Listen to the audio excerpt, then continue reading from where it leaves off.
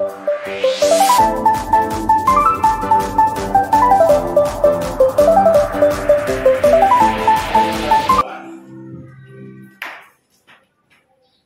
di surga, tiba waktunya bagi kami untuk mendengarkan firman-Mu ya Tuhan. Berbicaralah kepada kami ya Tuhan. Pakailah hamba-Mu seturut kehendak-Mu. Mampukanlah dan beritakanlah apa yang Engkau mau bagi kami untuk kami lakukan, agar dapat menolong hidup kami Tuhan di tahun yang baru ini, di tahun 2025 ini, agar kami dapat melangkah dengan penuh keyakinan dan bersandar penuh kepada Tuhan. Dan firman Tuhan ini menjadi pedoman bagi kami memasuki tahun yang baru. Firman Tuhan yang meneguhkan, firman Tuhan yang menguatkan, firman Tuhan yang juga menegur, memperbaiki kelakuan kami. Terima kasih Tuhan. Berbicaralah kepada kami ya Bapa, kami siap mendengar. Di dalam nama Tuhan Yesus Kristus kami berdoa. Haleluya. Amin. Silakan duduk kembali. Selamat pagi. Shalom. Tidak lupa saya mengucapkan selamat tahun baru buat kita semuanya. Selamat berbahagia, kita boleh diberikan umur tambahan sampai tahun baru ini. Sudah tanggal berapa sekarang? Tanggal 5. Di tanggal 5, hari kelima di tahun yang baru. Ini suatu kesempatan besar bagi kita untuk tetap percaya kepada Tuhan. Amin.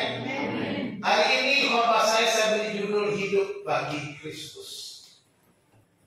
Penting bagi kita untuk hidup bagi Kristus, karena memulai hari kita, memulai tahun yang baru ini, kita harus benar-benar dan sungguh-sungguh hidup untuk Tuhan.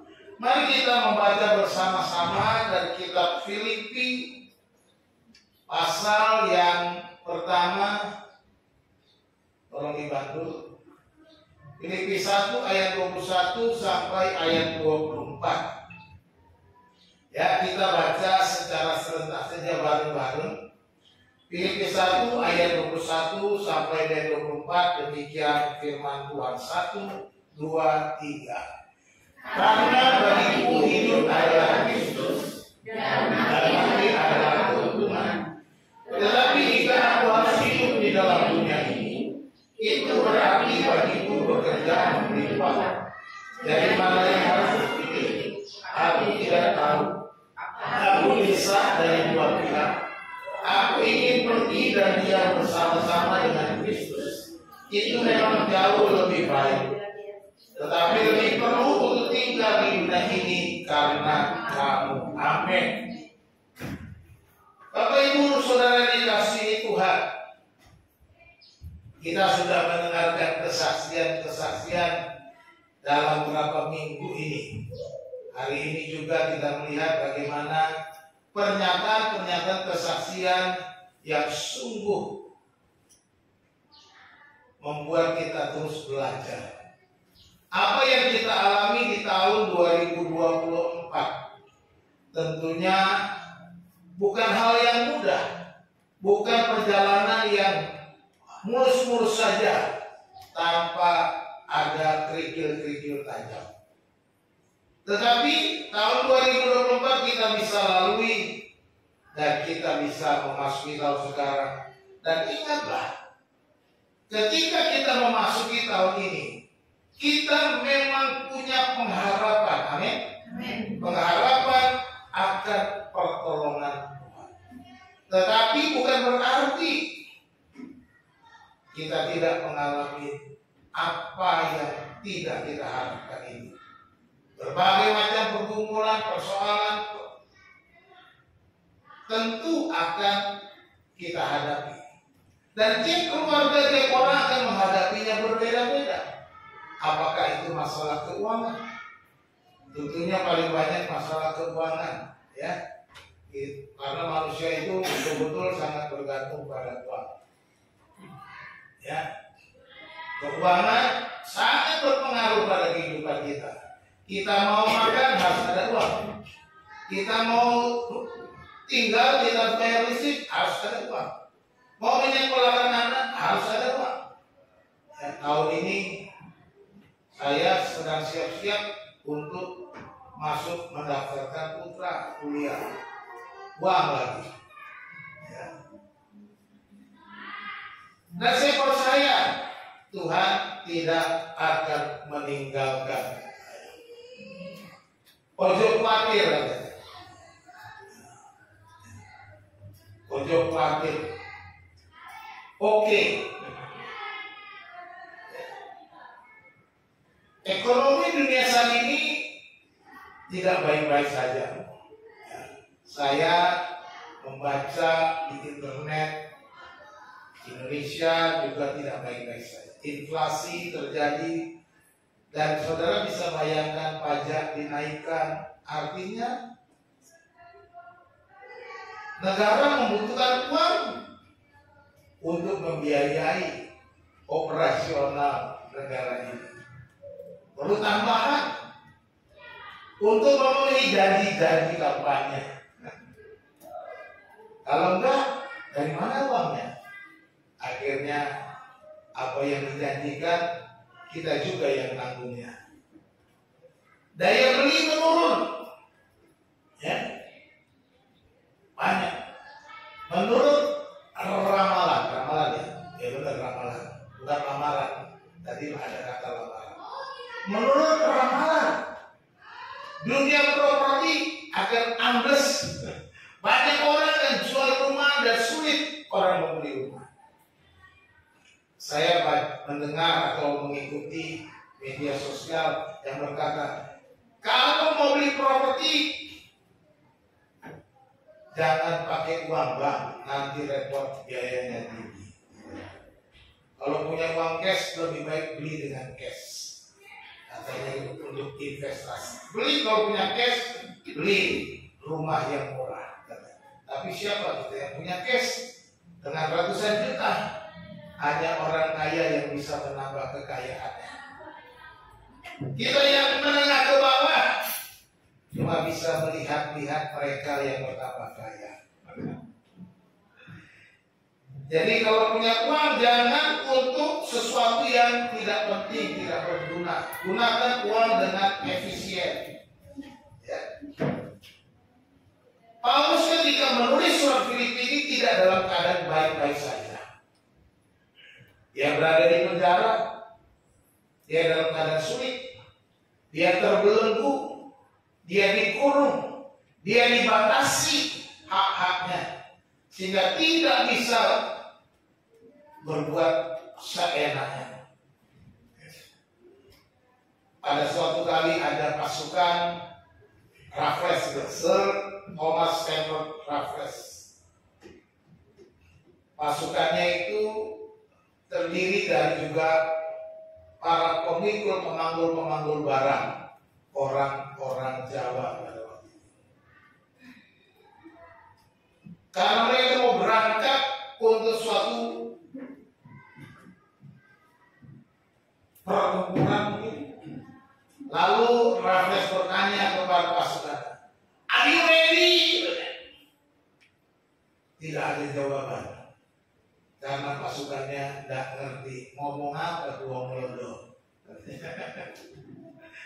Pasukannya wong Jawa, wong Londo yang menang baik. Bahasa apa itu? Orang Belanda, orang bule ini ngomong apa kok benar? Diam aja, menang baik itu diam aja. Ya. Akhirnya Raffles bingung. Dia panggil penerjemah. Coba ngomong, tanya apakah mereka sudah ready? Are you ready? Lalu penerjemah ngomong, kalian sudah ngomong apa loh? Ngomong apakah kalian siap? Pasukan bilang, ojo khawatir. Jawabannya gitu, ojo khawatir.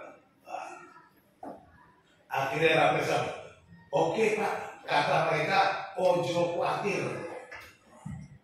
Raffles ngomong mulai, ayo ojo khawatir, dia nggak bisa, lidahnya nggak nyambung, nggak bisa ngomong, ayo ojo khawatir, tidak. Akhirnya Raffles pun bertanya, Are you okay? Disingkat jadi awalnya. Are you okay? Kata Raffles. Mereka pun masih bingung. Oh, are you okay? Are you kok okay? Are you itu artinya cantik. Are you okay? Are you okay? Ayu yang mana?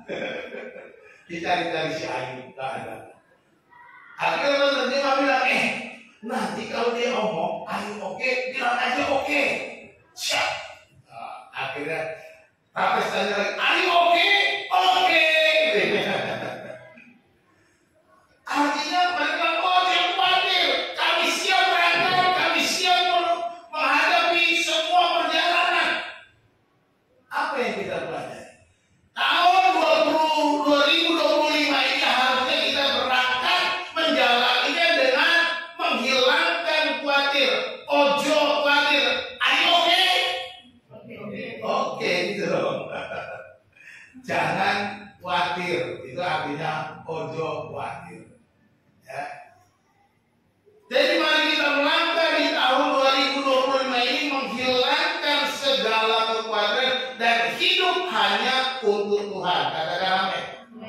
Nah, dari ayat-ayat ini kita belajar ada 3 poin utama yang Paulus ingin ingatkan supaya kita tidak perlu khawatir memasuki tahun 2025 ini. Yang pertama, kita harus menjadikan Kristus sebagai yang terutama di dalam kehidupan kita. Ya. Di dalam hidup bersama, karena bagiku hidup adalah Kristus dan mati adalah keuntungan. Paulus berkata, bagiku hidupku ini untuk Kristus, dan kalau aku mati itu untung. Ini yang harus tekankan supaya jadikan Kristus yang terutama. Sekalipun kita menghadapi berbagai macam persoalan, sekalipun kita berada dalam tekanan, seperti Paulus berada di penjara, dibelenggu oleh pasukan tentara Romawi, tidak dibatasi, tetapi dia berani berkata, Yesus adalah yang terutama. Aku tetap melayani Tuhan. Itu artinya menjadikan Kristusnya terutama. Di dalam penjara pun kalau kita membaca ayat-ayat ini, di dalam penjara Rasul Paulus tetap memberitakan Injil. Tidak dijadikannya masalah sebagai penghalang, tidak dijadikannya belenggu sebagai hidup penghalang untuk dia bisa mengutamakan Kristus, memberitakan Yesus Kristus, menempatkan Kristus lebih penting daripada diri sendiri. Ini yang Paulus katakan. Jadi Rasul Paulus menempatkan Yesus itu lebih penting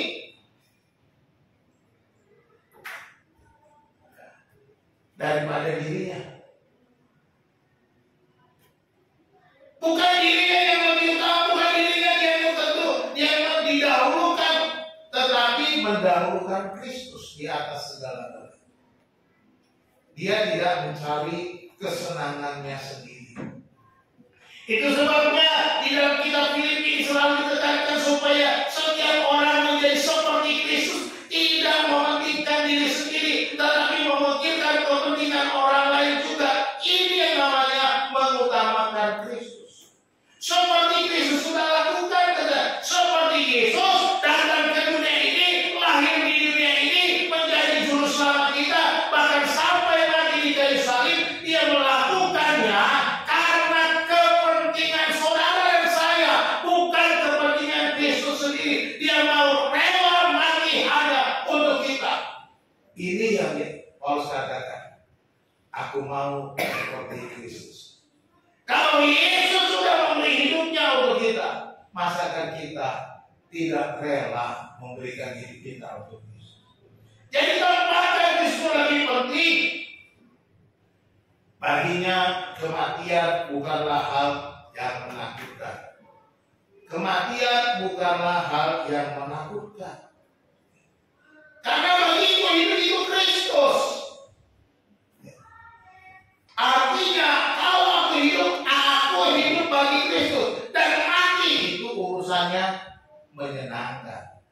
bukan hal yang menakut, tetapi keuntungan. Baginya kematian adalah keuntungan. Karena apa? Karena ketika dia mati, dia akan bersama-sama dengan Kristus. Ketika dia mati, artinya dia sudah menyelesaikan pertandingan. Ketika dia mati, dia akan bersama-sama dengan kemuliaan Kristus. Bukankah itu sebuah keuntungan? Itu sebabnya dia berkata, bagiku hidup adalah Kristus dan mati adalah keuntungan. Dan Kristus adalah jawaban bagi kehidupan kekal. Pindah sih, jangan dipindah. Tunggu di sini aja. Kristus adalah jawaban bagi hidup yang kekal. Dan biarkan hidup kita itu benar-benar bagi Kristus. Bagaimana kita hidup bagi Kristus? Lakukan panggilanmu sebagai orang percaya. Muliakan Kristus, layani Yesus. Itu namanya hidup bagi Kristus. Menjadikan Kristus yang terutama. Seperti Rasul Paulus. Kalau kita menghadapi tekanan di tahun 2025 ini, oleh karena masalah-masalah yang kita hadapi, apakah kita melupakan Yesus? Apakah kita mengabaikan Yesus? Jangan. Yesus harus menjadi yang terpenting bagi hidup kita.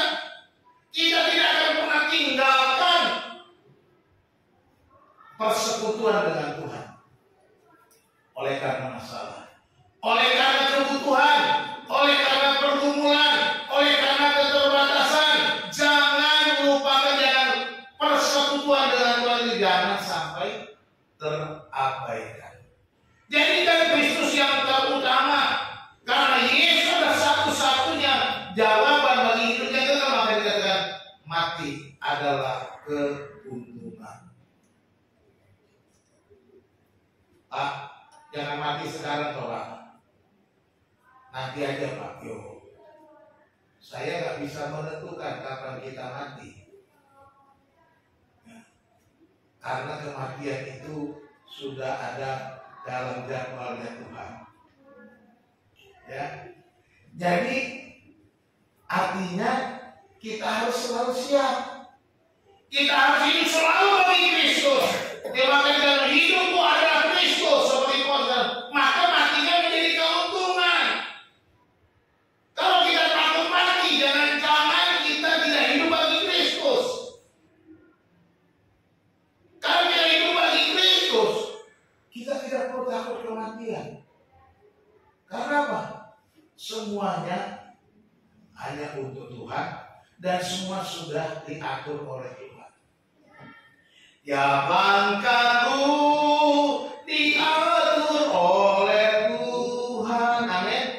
Dan tangan kasih-Nya memimpinku di tengah gelombang dunia menakutkan. Hatiku tetap tenang teduh tiap langkahku. Ku tahu Tuhan yang pimpin ke tempat tinggiku di hantarnya. Amin, haleluya. Dia yang memimpin langkah-langkah kita. Dia yang menuntun setiap langkah. Jadikan Kristus itu yang terutama. Apapun yang kita hadapi, apapun persoalan yang ada di depan, Yesus tetap nomor satu. Yesus tetap menjadi yang termulia bagi kita. Jangan abaikan. Terlebih di tahun 2025 ini, mari kita semua terus meningkatkan persekutuan kita dengan Tuhan, meningkatkan hubungan kita dengan Tuhan dengan persekutuan antar sesama kita. Firman Tuhan berkata, Mazmur 133 apa? Ayo kita baca Mazmur 133. Mari kita baca, yuk surat dibuka Mazmur 133. Ini dia, kita harus baca, ingat baik-baik ya. Ayat 1 sampai 3. Siap? Sudah dapat? Mazmur 133, nyanyian ziarah Daud. Sama-sama. 2, 3. Sungguh alangkah baiknya dan indahnya apabila saudara-saudara dia bersama dengan rukun. Seperti minyak yang baik di atas kepala meleleh ke janggut, yang meleleh ke janggut Harun dan ke leher jubahnya. Seperti embun gunung Hermon yang turun ke atas gunung-gunung Sion. Sebab kesana Tuhan memerintahkan berkat kehidupan untuk selama-lamanya. Haleluya. Di dalam persekutuan orang-orang percaya, alangkah baiknya dan indahnya apabila saudara diam bersama dengan rukun, dengan kerukunan, kesatuan hati. Orang-orang percaya yang berkumpul bersama-sama di dalam Kristus, dia akan mendapatkan berkat. Kesanalah Tuhan memerintahkan berkat. Diperintahkan berkatnya. Jadi ini salah bangsa yang saling bersatu sehati, maka Tuhan akan mencurahkan, memerintahkan berkatnya ke tengah-tengah kita. Amin. Oh sedikit yang bilang amin. Nggak ingin berkat Pak, saya aja pengen. Amin. Amin. Jadi kuncinya di situ. Bagaimana kita memiliki persekutuan dengan Tuhan. Di tengah-tengah kesulitan, jadikan Tuhan nomor satu. Di tengah-tengah persoalan, jadikan Tuhan nomor satu. Dan yang kedua, seperti Rasul katakan, hidup harus jadi berkat.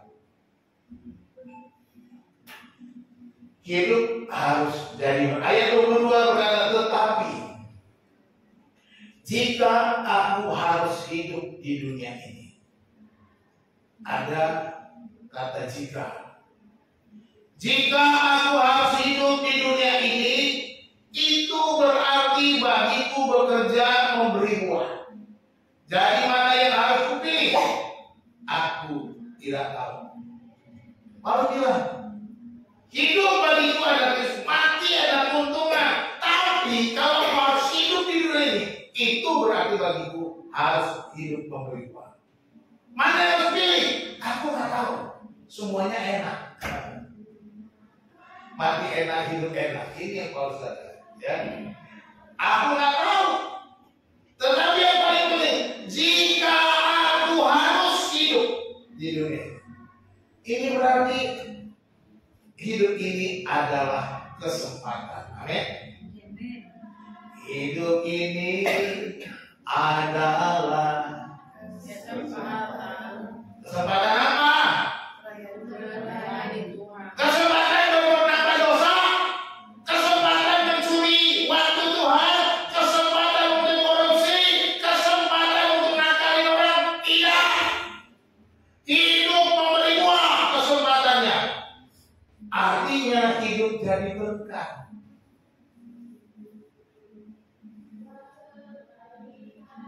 Yang 2024 dosa kesalahan ditinggal, supaya 2025 penuh berkat, maka kita harus hidup berubah.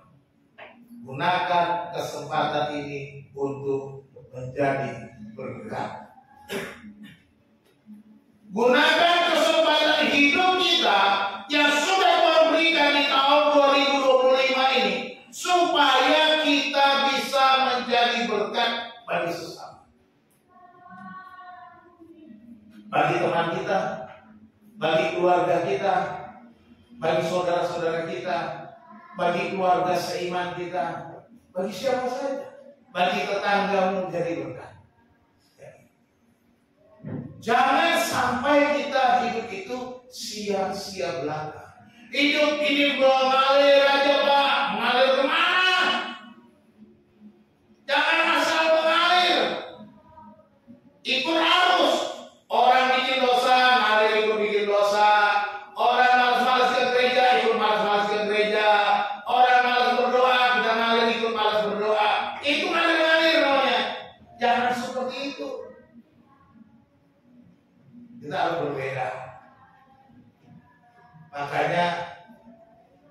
orang Kristen zaman purba itu, zaman dulu pertama kali, lambang orang Kristen itu selain salib itu ikan. Lambang orang Kristen itu ikan. Kok ikan, Pak? Ya mereka kalau mau ketemu di hotel, kalau di tempat-tempat ibadah sembunyi mereka digambar ikan. Oh, berarti orang Kristen. Ikan itu bahasa Yunaninya iktus. Iktus itu bahasa Yunaninya. Iktus itu mereka buat singkatan. Jadi zaman dulu udah biasa main singkatan. Bukan sekarang aja. Oke, udah khawatir. Bukan zaman sekarang ada singkatan. Zaman dulu iktus sudah disingkat sama mereka. Kita iktus ikan. Iktus itu singkatan apa? Yesus. I-nya tuh. Kalau tulisan Yunani hurufnya I-E-S-U-S. Yesus.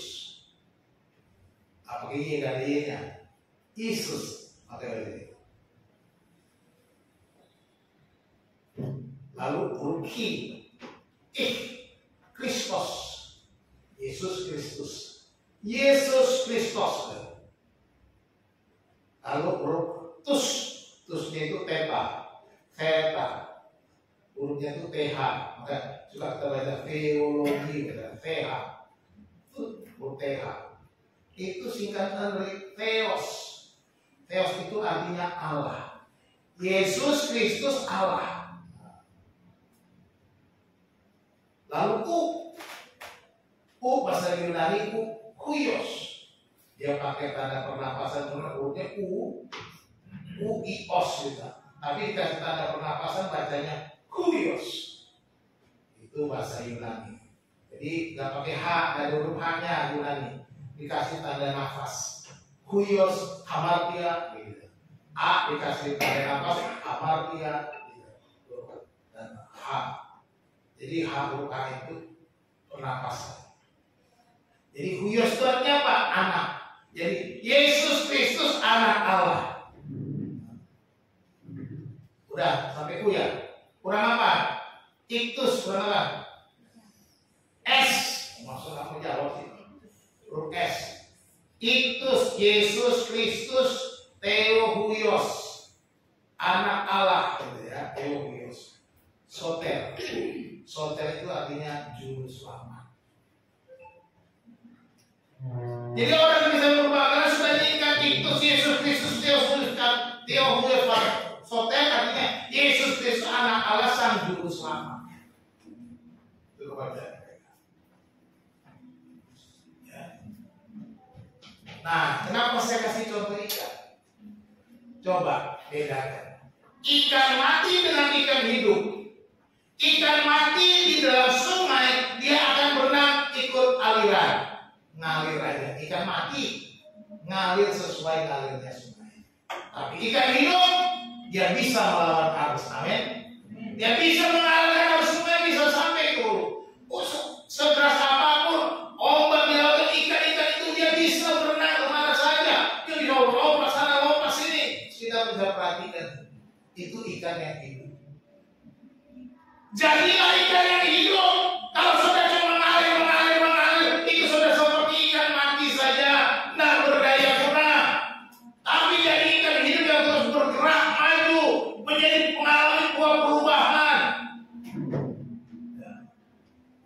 Hidup adalah kesempatan untuk memberi buah. Memberi buah. Buah apa yang bisa kau hasilkan? Banyak buah ya. Buah roh itu terutama orang itu harus ada buah. Buah karya hasil yang saudara bisa buat, karya saudara, perbuatan, pekerjaan itu buah. Ya, itu buah-buah yang saudara bisa lakukan. Melayani Tuhan itu buah. Memberi itu buah. Ada yang kita bisa buat. Artinya kita menjadi berkat, kita menjadi dampak yang positif, dampak yang berguna bagi orang di sekitar kita. Ingatlah bahwa kita hidup hanya untuk hari ini. Amin. Tolong dipindah. Kita hidup hari ini karena hari kemarin kita nggak bisa lagi, sudah lewat. Hari besok belum ada. Adakah hari esok? Saudara bisa hidup hari esok? Ya enggak. Saudara kalau sampai besok, saudara bilangnya hari ini juga. Makanya suka di warung-warung ditulis, hari ini bayar, besok gratis. Besok datang lagi, baca lagi, hari ini bayar, besok gratis. Kapan gratisnya? Karena saudara hidupnya hari ini, nggak bisa besok mau gratis. Sekarang makannya, besok bayarnya hari ini. Gimana mau makannya besok? Gak bisa.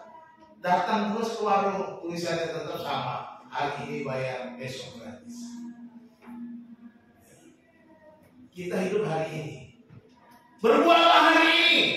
Jangan tarsok-tarsok melayani Tuhan hari ini. Jangan tarsok-tarsok berilah untuk hari ini. Jangan tarsok-tarsok beri untuk Tuhan. Kalau saudara digunakan oleh Tuhan, jangan khawatir, ojo khawatir. Melangkah dengan iman, berjalan dengan iman. Tahun ini harus aku jadi berkat. Bukan hanya dapat berkat. Amin. Jadikan hari Tuhan 2025 aku harus jadi berkat. Bila saatnya nanti ku tak berdaya lagi, hidup ini sudah jadi berkat. Amin. Jadi berkat. Jangan tarsok. Gak ada hari esok itu gak ada. Sekaranglah kita melakukannya untuk Tuhan. Yang ketiga, hidup harus memiliki tujuan. Paulus katakan hidup itu harus memiliki. Ayat 23 24 bilang, aku didesak dari dua pihak. Aku ingin pergi dan dia bersama-sama dengan Kristus. Itu memang jauh lebih baik. Tetapi lebih perlu untuk tinggal di dunia ini karena kamu. Paulus merasa dia itu sudah didesak. Kenapa? Kerinduannya tinggal bersama Yesus itu besar. Ya. Aku ingin pergi bersama Yesus. Itu jauh lebih baik. Kerinduan hatinya. Tetapi lebih baik, lebih perlu katanya. Ada yang perlu untuk tinggal di dunia ini. Aku mikirin diriku, aku maunya tinggal bersama Tuhan. Tapi ada yang lebih perlu, ada yang lebih penting, yaitu tinggal bersama kamu di dunia ini apa? Untuk bisa memperbaikimu, memberi nasihat, menolong kamu untuk bertumbuh di dalam Kristus. Jadi Paulus memiliki tujuan hidup yang jelas. Walaupun dia didesak oleh keinginannya untuk bersama dengan Kristus, tetapi dia tahu dia harus membuat pilihan. Hidup itu adalah pilihan. Tadi kita bilang hidup itu kesempatan. Sekarang kita belajar bahwa hidup itu adalah pilihan. Apa yang saudara pilih? Paling lebih perlu dan lebih penting dia pilih untuk tinggal, untuk sesuatu bagi jemaat di Filipi. Dalam keadaannya terpenjara, dia merasa lebih penting bersama dengan jemaat. Artinya dia punya tujuan yang jelas. Kalau aku hidup, aku tinggal bersama kamu, aku bersama-sama dengan saudara-saudaraku. Hidup ini adalah pilihan. Apa yang Anda buat hari ini akan menentukan hari depan Anda. Ya? Makanya ini pilihan. Tentukan masa depanmu. Ya. Kalau engkau tidak menggunakan waktu sekarang ini, masa depanmu akan ditentukannya pada hari ini. Anak-anak muda, gunakan kesempatan belajar dengan baik. Kalau enggak, masa depanmu akan suram. Madesu, masa depan suram. Gunakan waktumu sebaik-baiknya, belajar dengan tekun, sungguh-sungguh hidup dalam Tuhan, supaya masa depanmu lebih baik. Jangan gunakan waktumu untuk yang sia-sia. Orang tua, mari kita mendorong anak kita supaya mereka membuat pilihan-pilihan yang tepat, pilihan-pilihan yang menyenangkan hati Tuhan, pilihan-pilihan yang akan menentukan masa depan mereka. Jangan biarkan mereka melangkah tanpa arah dan tujuan. Jadi kita harus punya tujuan hidup. Selama kita ada di dunia ini adalah pilihan kita. Kalau itu adalah pilihan, maka kita juga harus menentukan, membuat pilihan-pilihan, membuat prioritas-prioritas. Ini namanya menetapkan tujuan kita. Kalau kita nggak bisa menetapkan tujuan kita, kita akan gagal. Kita yang sudah ada di dalam Tuhan, sudah dewasa, yang pertama dalam menentukan atau menyiapkan tujuan kita, yang pertama, langkah yang pertama adalah berdoa. Berdoalah, mintalah kepada Tuhan supaya apa yang akan kita lakukan sebagai prioritas utama melangkah. Berdoa, minta.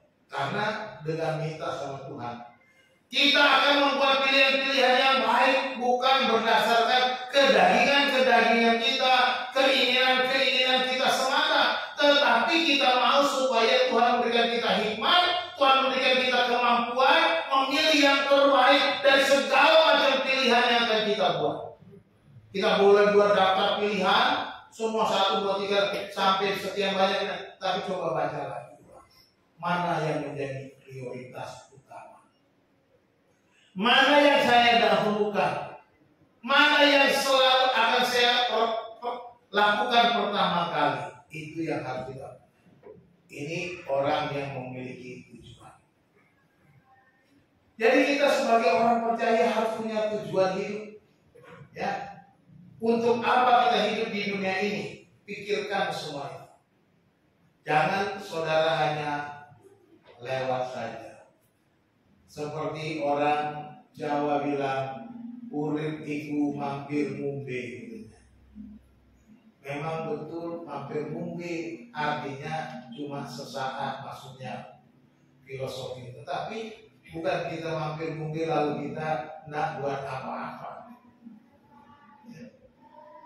Kita harus membuat pilihan-pilihan yang akan menentukan masa depan, pilihan-pilihan yang akan menentukan apa yang akan terjadi di hari depan. Ketika kita mengutamakan Tuhan, ketika kita menjadikan Tuhan prioritas utama, ketika kita menjadi berkat, ketika kita mau berbagi, maka tiba waktunya untuk kita menuai. Sama seperti para petani yang menabur pada waktu menabur, menanam, membersihkan ladangnya, membersihkan sawahnya, menanti masa menuai. Dan di sanalah kita akan melihat bahwa tiap-tiap orang yang sudah menabur akan menuai. Seorang petani yang memilih, aku tidak mau menabur, aku mau duduk manis saja supaya aku bisa tenang-tenang. Enggak, tidak juga. Harus tetap menabur. Itu sebabnya mari kita terus berlomba untuk menabur. Hidup harus memiliki tujuan. Karena jika aku didesak dari dua pihak, dan ada pilihan yang harus kita tentukan. Pilihan itu menentukan tujuan hidupmu. Pilihan itu akan menentukan apa yang akan terjadi di hadapanmu. Jadi kita harus bergantung kepada Tuhan. Kesimpulan dari pelajaran kita hari ini. Yang pertama, jangan biarkan masalah menghalangi untuk menjadikan Kristus yang terutama. Seperti Rasul Paulus di penjara, dia tidak jadikan masalah penjara itu menghalanginya untuk menjadikan Kristus, memberitakan Injil Kristus. Dia tetap menempatkan Kristus yang terutama sehingga dia terus memberitakan Injil di tengah-tengah kesulitan, di tengah-tengah masalah yang dihadapinya. Yang kedua, kita belajar supaya kita jangan membiarkan membelenggu hati kita untuk terus menjadi berkat. Pak, saya nggak punya apa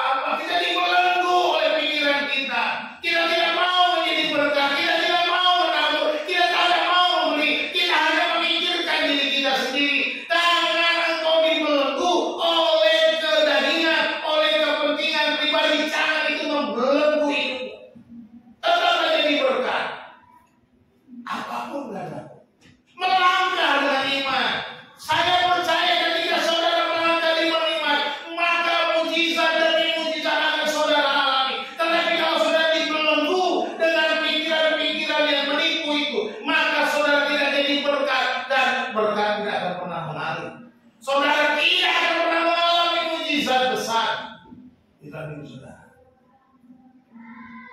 Nggak mau menabung.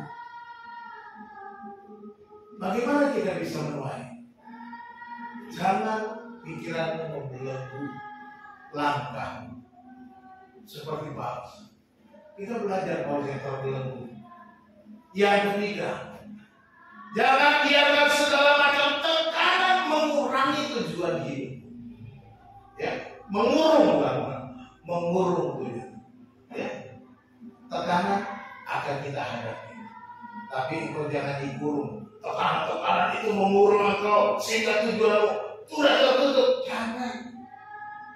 Percayalah bahwa Tuhan akan membuka jalan. Katakan amin. Bila kau yang membuka pintu, tak ada satu pun dapat menutupnya. Amin. Tuhan akan membuka pintu-pintu untuk mencapai tujuanmu. Tuhan akan membuka jalanmu dan memberikan engkau kemenangan. Perhatikan bangsa Israel yang dikejar oleh tentara Mesir. Ketika mereka tiba di tepi sungai, di laut kebenaran itu, dan Tuhan berkata, "Hai Musa, pukulkan tongkatmu ke laut itu." Dan saat itu laut itu terbelah dan mereka berjalan di tanah yang kering. Ini adalah mujizat. Saudara yang dikasihi Tuhan, di masa ini masih ada mujizat. Katakan amin. Di masa ini Tuhan akan melakukan mujizat-mujizat besar bagi hidupmu. Di tahun 2020 ini saya mau katakan, selama engkau akan mengalami mujizat asal engkau menyerahkan hidupnya kepada Tuhan tanpa mengurung dengan perkataan-perkataanmu. Aku nggak bisa, aku nggak mampu, aku nggak tahu. Tujuan kita melangkah menuju Yerusalem baru, menuju tanah Kanaan yang baru. Seperti bangsa Israel, Tuhan menyertai langkah mereka.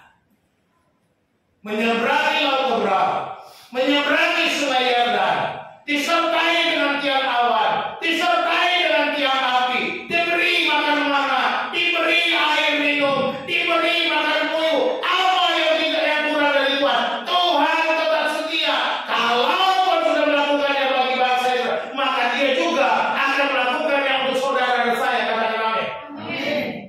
2025 ini saya percaya berkatnya akan mengalir. Jangan biarkan semua tekanan mengurung engkau. Nah, yang keempat kita simpulkan, apapun keadaanmu, tetaplah hidup bagi Kristus. Apapun keadaanmu di tahun 2025 ini, tetaplah hidup bagi Kristus. Jangan saudara mengabaikan. Jangan saudara meninggalkan Dia. Jangan saudara putus asa oleh karena banyaknya masalah. Jangan mundur oleh karena ada halangan dan rintangan. Jangan takut oleh karena musuhmu terlalu besar. Berjalanlah sebab Tuhan lebih besar dari segala musuh kita. Katakan amin. Haleluya. Apapun keadaan di tahun 2025 ini, tetaplah hidup bagi Kristus. Hidup bagi Kristus. Ada 3 hal yang kita harus ingat. Yang pertama, apa? Kristus yang utama. Itu langsung dulu. Itu tolong ditutup dulu. Lakukan segala sesuatu hanya untuk Kristus, sebab Ia telah memberi hidupnya untuk kita. Ya. Lakukan segala sesuatu untuk Kristus. Muliakan Tuhan. Berikan yang terbaik untuk Tuhan. Nyatakan kebaikan Tuhan. Bersaksi dimanapun kepada orang-orang lain. Jadilah saksi Kristus. Seperti Rasul Paulus. Yesus yang utama baginya. Di penjara dia memberitakan Injil. Terikat dia memberitakan Injil. Dianiaya dia memberitakan Injil. Hidup bagi Kristus artinya Kristus yang utama. Hidup bagi Kristus artinya hidup menjadi berkat. Yang kedua, hidup menjadi berkat, tetaplah berbuah dan biarlah buahmu menjadi berkat bagi orang di sekitarmu. Tetaplah berbuah. Ya. Ini artinya hidup bagi kita harus menjadi berkat. Karena hidup ini adalah kesempatan. Kesempatan untuk kita terus menjadi berkat. Yang ketiga, hidup bagi Kristus haruslah hidup yang dengan tujuan yang jelas.